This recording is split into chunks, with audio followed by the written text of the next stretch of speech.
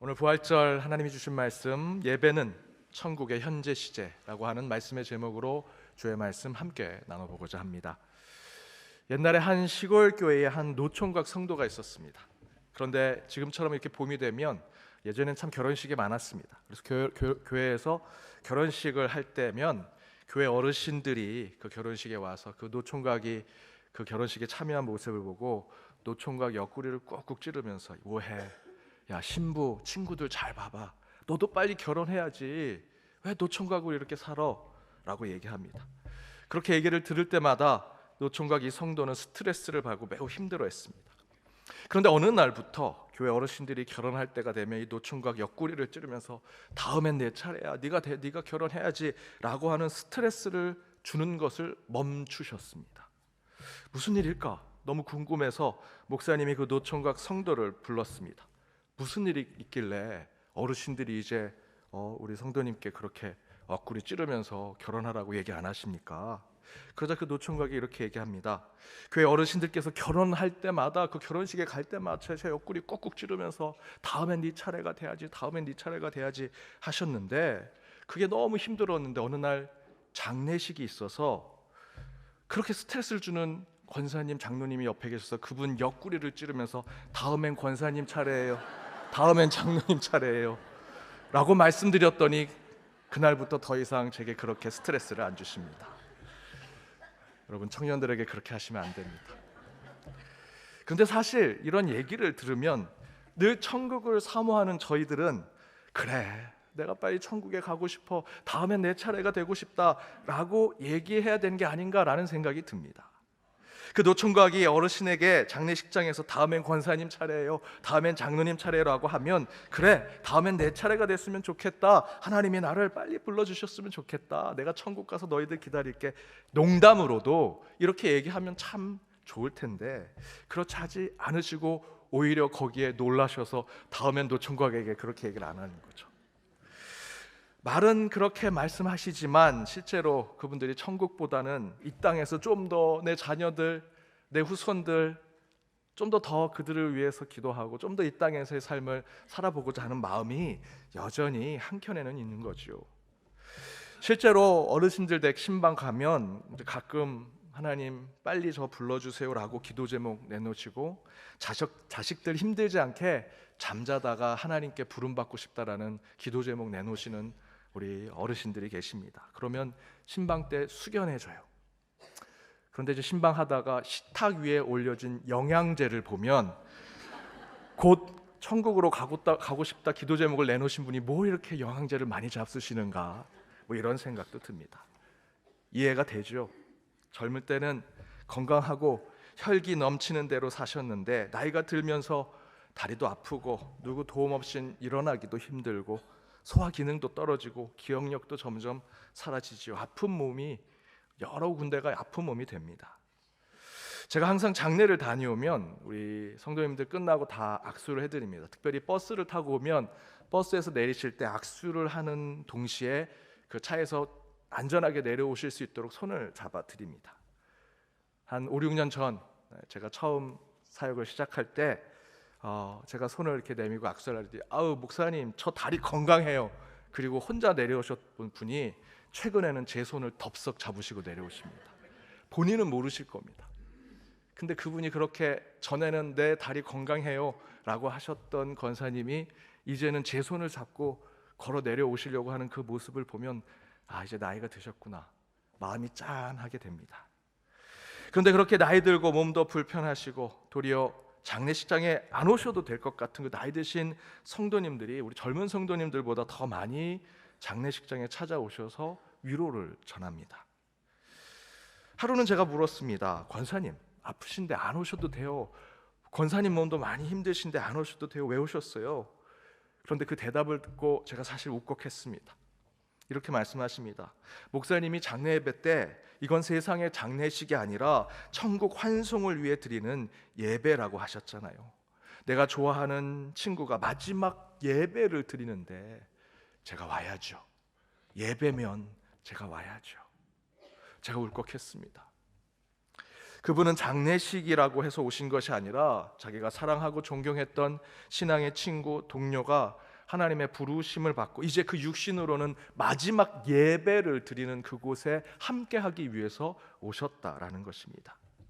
왜 그렇게 생각하셨을까? 물론 제가 장례 예배 때 그런 멘트를 하는 것도 있겠지만 그 성도님은 성경 말씀 가운데 예배를 이렇게 이해하셨기 때문입니다. 바로 오늘 요한계시록의 본문입니다. 우리 함께 읽어보겠습니다. 볼지어다 내가 문 밖에 서서 두드리노니 누구든지 내 음성을 듣고 문을 열면 내가 그에게로 들어가 그와 더불어 먹고 그는 나와 더불어 먹으리라. 이기는 그에게는 내가 내 보좌에 함께 앉게 하여 주기를 내가 이기고 아버지 보좌에 함께 앉은 것과 같이 하리라. 오늘 본문의 말씀이기도 한 이 말씀은 라오디게아 교회에 주신 편지의 마지막 부분이고요, 마지막에 계시처럼 주신 말씀입니다. 그 계시의 말씀의 주제가 무엇입니까? 예배입니다. 예배. 여러분, 예배는 우리의 마음을 열고 내 삶과 내 영혼의 주인 되신 하나님을 모시고자 하는 것이 지금 여러분이 드리는 예배지요. 그리고 우리는 그 예배의 형식에서 성찬을 나누고 찬양을 부릅니다. 지금처럼 말씀을 읽고 듣고 묵상하기도 하고요, 기도하기도 하고요, 한 주 하나님께서 거저 주신 우리의 삶의 일부 물질을 봉헌 드리고 시간을 하나님께 드리기도 합니다. 천국에서나 볼 수 있는 보좌에 앉으신 우리 주 하나님을 보고 그분께 영광을 돌리는 것이 바로 이 예배지요. 오늘 요한계시록 본문이 그 예배를 저와 여러분에게 보여주고 있습니다. 바로 앞에 말씀드린 이 나이 드신 그 성도님께서 장례식이 아니라 예배라서 그 장례에 가신다라고 말씀하신 그 뜻은 바로 그곳에 우리 주님께서 문을 두드리면서 그곳에 들어와 영으로 임재하시는 곧 천국에서나 경험할 예배가 드려지기 때문에 본인 몸도 불편하지만 그것을 이기시고 그 예배 가운데로 오시는 겁니다.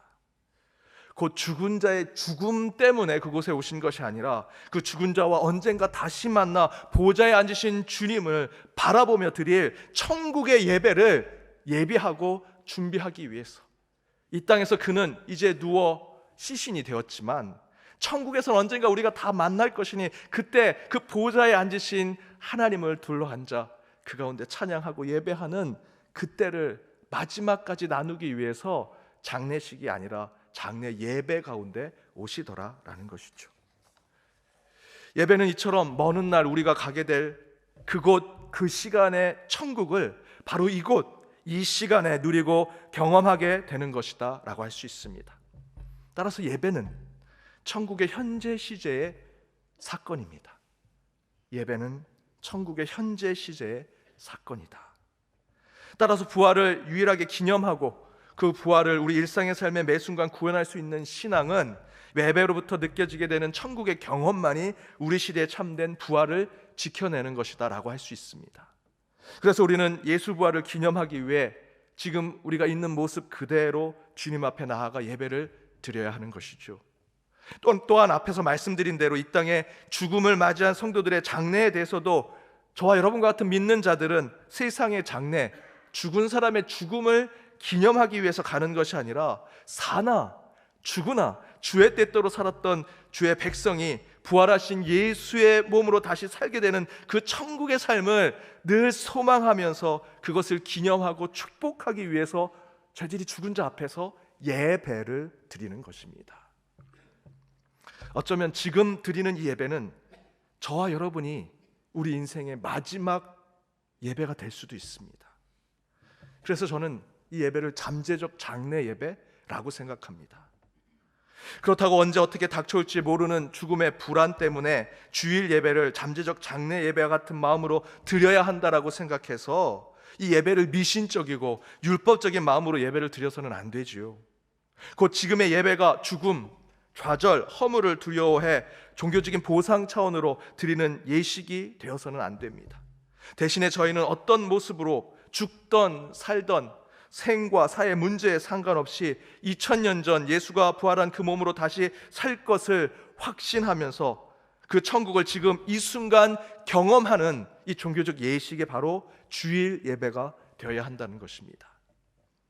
따라서 사실상 부활의 기쁨을 찬양하고 노래하고 경배하고 영광을 돌리는 주의 날은 이 봄 어간의 3월이나 또는 4월에 부활절을 지정해서 지키는 날에 한 번으로 끝나는 것이 아니라 매 주간 그 첫날 그 주일에 드리는 이 주일 예배가 저와 여러분의 일상의 삶에서는 항상 부활절과 같은 예배가 되어야 한다는 것이죠.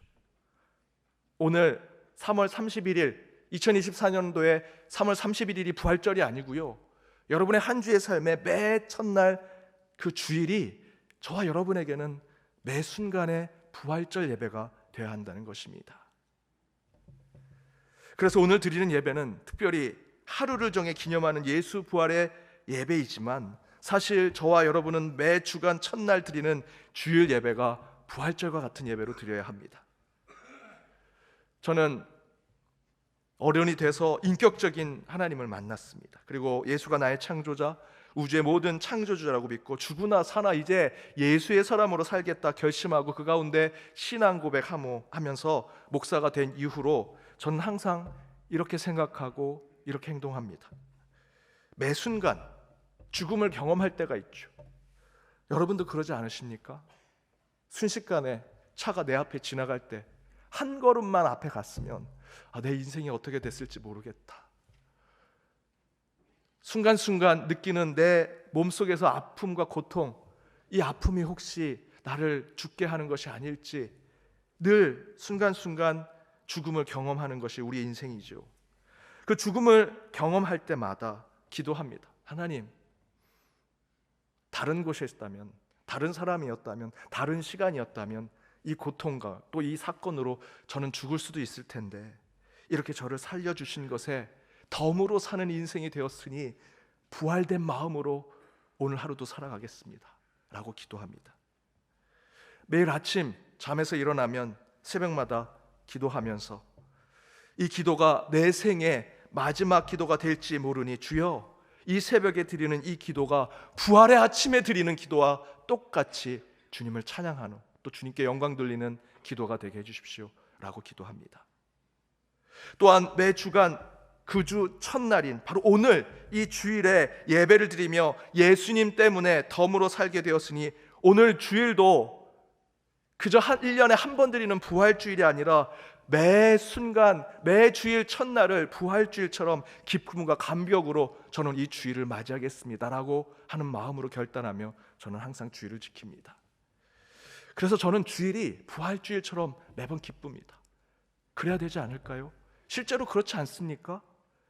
저와 여러분이 안식일로 이 주일을 지키는 것이 아닙니다. 이 주일은 금요일 날 그 고난 성금요일에 십자가에 달리신 예수님께서 죽으시고 3일 후에 부활하신 오늘 이날 주의 날에 저희들이 예배를 드리는 것이죠. 따라서 저희들이 드리는 이 주일날 모든 예배는 부활주일과 같은 것입니다. 예수 부활 이후 모든 교회가 드리는 예배는요, 다시 사신 예수를 기념하는 예배일 뿐입니다. 다른 예배는 있을 수 없습니다. 다른 목적을 가지고 드려지는 예배가 있다면 그것은요, 그 예배는요 무당 구습과 다를 바가 없습니다. 예배로 하나님을 이용할 뿐이지요. 저와 여러분이 드리는 모든 예배는 사망 권세 이기시고 죽음에서 부활하신 예수 그리스도를 찬양하고 오직 다시 사신 주님께 영광 돌리는 예배 외에는 어떤 목적도 이 예배 가운데 있어서는 안 된다라는 것입니다. 여러분 오늘 이 자리에 왜 오셨습니까? 부활주일이다, 오랜만에 와보자, 그냥 주일이니까 율법적으로 안식일을 지켜야 하니까. 아니요, 오늘 이 예배는 부활하신 주님, 우리에게 산 소망과 새 생명을 주신 것에 감사하기 위해서 모인 것이죠. 그 외에 다른 이유와 다른 목적이 있다면 내 가정의 문제, 내 일터의 문제, 내 금전적인 문제 때문에 기도할 수는 있지만 그런 목적으로 이 자리에서 예배 드려서는 안 된다라는 것입니다. 예배자인 저와 여러분은 예배 매 순간 천국을 경험하는, 오직 살아계신 하나님을 찬양하는 예배가 되어야 한다는 것이죠. 그렇다면 이렇게 천국을 미리 경험하고 누리는 이런 예배를 드리는 우리는 어떤 예배의 신앙으로 나아가 참된 부활을 매 순간 우리의 일상의 삶 속에 경험하면서 살아갈 수 있을까? 저는 그것을 한 가지 여러분과 나눠보고자 합니다. 그 하나는 천국을 경험하는 부활의 예배를 매 순간 드리기 위해서는 중심에 모이는 예배가 되어야 한다는 것입니다. 중심에 모이는 예배가 되어야 한다. 오늘 예레미야 선지자가 그것을 우리에게 얘기해 줍니다. 오늘 예레미야 본문을 함께 읽어보도록 하겠습니다. 함께 읽겠습니다. 배역한 자식들아 돌아오라. 내가 너희의 배역함을 고치리라 하시니라. 보소서 우리가 주께 왔사오니 주는 우리 하나님 여호와이시니이다. 작은 산들과 큰 산 위에서 떠드는 것은 참으로 헛된 일이라. 이스라엘 구원은 진실로 우리 하나님 여호와께 있나이다. 배역한 자식들아, 다른 성경의 번역본들을 보면 변절자, 믿음을 잃어버린 자, 믿음이 없는 자들이라고 합니다. 그들로 하여금 다시 그들을 고치고 돌아오게 하신다 말씀하십니다. 어디로? 주께 돌아간다. 주 곧 우리 하나님 여호와께 돌아오게 하신다라고 얘기하지요. 그러면서 23절에 이렇게 얘기합니다. 제가 새 번역으로 준비했습니다. 언덕에서 드리는 이교 제사가 쓸데없고 산 위에서 드리는 축제의 제사가 우리를 구원하지 못할 것이다. 다시 돌아오되 이교의 제사, 축제의 제사 있는 곳으로 돌아가는 것이 아니라는 것이죠. 우리가 다시 돌아가야 할 것은 이스라엘의 구원은 진실로 주 우리 하나님께만 있습니다. 오직 하나님께로 돌아가야 한다라고 얘기합니다. 제 아무리 이교도의 제사, 축제의 제사로 모이고 함께해도 그곳엔 구원이 없다는 것이죠. 코로나 이후로 우리 교회가 모여야 된다고 얘기했습니다. 그냥 모여서는 안 됩니다. 그 중심에 하나님이 있어야 합니다. 예레미야 선지자는 말합니다. 그 구원은 진실로 우리 주 하나님께만 있습니다. 모이고 함께하는 것만으로 끝나는 것이 아니라, 모여서 함께하는 이교도의 제사, 축제의 제사로 끝나는 것이 아니라 그 안에는 하나님이 계셔야 한다. 이처럼 그저 모인다, 때론 성스러운 어떤 종교적 행위를 함께 한다고 그것이 모두 하나님이 온전히 받으시는 예배가 될 수 있느냐? 그렇지 않다는 것이죠. 제사를 드리려면 산에 올라가야 하고, 제사장이 이런 옷 저런 옷도 입어야 하고요, 성가대는 어떤 악기로 음을 내고 어떤 음으로 하나님을 찬양해야 하는지, 어떤 제물을 드려야 그럴싸한 제사와 예배가 될지, 함께 모이고 함께 같이 무엇인가 한다는 것으로 예배가 온전하게 드려지는 것이 아니라는 거죠. 그 안에 예배의 중심이 없으면 예레미야 선지자가 말한 대로 예배는 우리를 구원할 수 있는 그런 것이 아닙니다. 대신에 참된 구원의 제사와 참된 예배를 드리기 위해서는 진실로 하나님을 중심으로 삼고 드리는 예배가 되어야 한다는 것입니다. 지금 예레미야 선지자가 우리에게 이야기한 이 말씀은 저기 다른 타종교, 교회 밖에 있는 사람들에게 문제 제기하는 것이 아닙니다. 지금 이 자리에 앉아있는 저와 여러분, 이 동시간대에 수많은 예배 처소에서 예배를 드리는 모든 그리스도인들에게 경고하는 말씀입니다. 이 시대의 수많은 교회의 모양은 어쩌면 거룩해 보이는, 오늘 예레미야 본문에 나온 것처럼 저 언덕에 누구나 바라보고 정말 너무나 좋아 보이는 그 언덕 위에 세워지는 제단처럼 성스럽게 느껴지는 산 위에 세워진 교회의 모습일 수 있습니다. 그리고 그곳에 제사라고 예배라고 저희들이 모일 수 있지요. 그러나 예레미야 선지자는 이야기합니다. 모였으나 하나님이 없는 제사, 함께하고 있으나 영적 중심을 잡지 못하는 예배, 그 예배는 하나님이 받으시지 않는다라고 경고합니다. 빌리 그레함 목사님이 수많은 나라들과 지역들을 다니면서 복음 집회를 하셨죠. 그런데 그분이 어느 날 자신의 집회에 대한 신문 기사를 읽고 충격을 받으셨습니다. 왜 빌리 그레함 목사의 복음 집회에 가느냐? 그 설문조사 가운데 가장 많은 사람이 대답한 것이 잘생겨서였습니다. 여러분도 그렇게 오셨습니까? 이런 반응일 줄 알았습니다. 근데 빌리 그레함 목사님, 아까 사진 보시면 너무 잘생기셨죠. 그런데 이 목사님이 그 기사를 보고 큰 충격을 받고 회개하고 정말 큰 반성을 하셨다고 이야기하십니다. 아니, 잘생겨서 사실은 많은 분께 복음을 잘 전하면 참 좋을 것 같은데 이분은 그렇게 생각하지 않으셨어요. 회개하셨습니다. 그것은 잘못됐다라고 생각하셨어요. 왜 그러셨을까? 오늘 예레미야 본문의 말씀대로 예배는 모이는 것이 전부가 아니라는 것이죠. 중심에 하나님을 두고 거룩한 예배를 드리는 것이 정말 우리에게 중요한 것인데, 그저 예배의 중심과 상관없는 다른 것으로 모이고 함께하는 것이 결코 예배가 될 수 없다라고 생각하신 것입니다. 예배 중심, 곧 살아계신 하나님을 가운데 두고 중심에 두고 찬양하고 기도하고 바라보고 고백하는 것이 예배가 되어야 하는데, 그 예배 중심 외에 다른 목적과 다른 이유로 모이고 함께 한다는 것은 예레미야 본문에 나와 있는 이교도의 제사에 불과하기 때문에 빌리 그레이엄 목사님이 그 신문 기사를 보고 회개하신 것입니다. 외모, 다른 이유, 그것으로 모인다면 아무리 많이 모여도요, 그 중심에 살아계신 하나님이 없다면 그 예배는 가치가 없는 것입니다. 여러분, 지금 이 예배의 시간에 저와 여러분은 기도 중, 찬양 중에, 말씀 중에 문 밖에 서서 그분을 두드리며 우리의 영혼을 두드리시고 우리의 예배를 받으시는 예수를 맞이할 준비를 하고 계십니까? 그것이 바로 지금 저와 여러분이 드리는 참된 천국의 예배가 될 수 있는 것입니다. 문을 두드리고 우리 가운데 오신, 우리 심령 가운데, 이 예배 가운데 예배 중심에 오시는 주님을 모시고 저와 여러분이 찬양하고 경배하는 그 예배, 그 예배를 하나님이 받으신다라는 것이죠.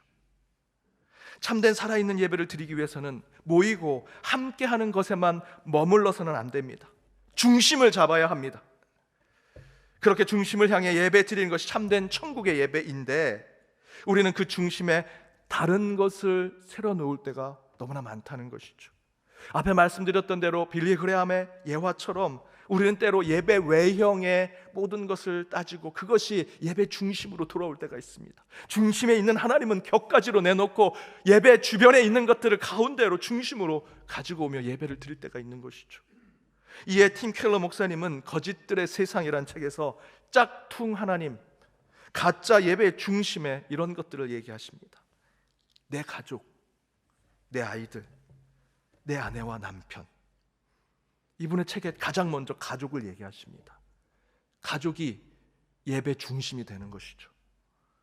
내 경력과 내 돈벌이, 성취감과 평론가들의 갈채와 비판, SNS에서 더 많은 조회수가 나오고 더 많은 좋아요가 눌려지는 것, 그 가운데 누군가가 비판적인 얘기를 하면 그것에 빠져서 아무리 예배를 드려도 그것에 헤어나오지 못하는 우리의 모습, 체면 유지와 사회적 지위, 능력과 기술, 안전하고 편안한 환경, 아름다움 혹은 지능, 중대한 정치적 대의나 사회적 대의, 도덕성과 미덕, 심지어 성공적인 기독교 선교 활동도 그런 우상이 될 수 있다라고 지적하고 있습니다.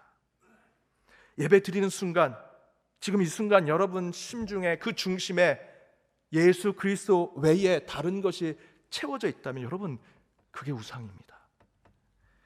여러분, 예배 중심은 오직 살아계신 하나님만이 그 중심에 계셔야 합니다. 저는 예배를 드릴 때마다 항상 기도하고 늘 저 스스로를 책찍질합니다. 설교자인 제가 혹시 우상이 되지 않을까? 이 예배 가운데 다른 모양이, 그 외모가 다른 것이 예배의 중심에 오지 않을까 늘 기도하고 그 가운데 하나님께 나아갑니다. 교회 안에서 항상 생각해 봅니다. 혹시 당회가 우상이 되지 않을까? 몇 명의 사람의 큰 목소리가 우상이 되지 않을까? 짝퉁 하나님이 되지 않을까? 저와 여러분의 예배와 여러분의 삶에 그 중심에는 하나님만 있어야 하는데, 혹여 아까 팀 켈러 목사가 얘기한 그런 것들이 그 자리를 차지하고 있지는 않은지.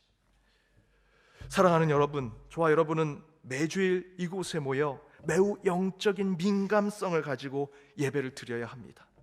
우리의 예배의 주인은 진정으로 하나님이신지, 우리는 지금 살아계신 하나님을 예배의 중심으로 잡고 온전히 예배를 드리고 있는지, 율법의 안식일이나 구판의 세속적인 목적으로 그런 예배를 드리는 것이 아니라 오로지 주를 찬양하기 위해 이 거룩한 예배 가운데 저희가 모였는지, 바로 그렇게 1시간 남짓 드리는 주일 예배 가운데 영적인 이 민감성을 지켜낸다면 저와 여러분이 이 성전에서 드리는 예배는 매주일 천국을 경험하는, 천국을 이 땅에서 현재 시점으로 늘 경험하는 예배가 되리라 믿습니다.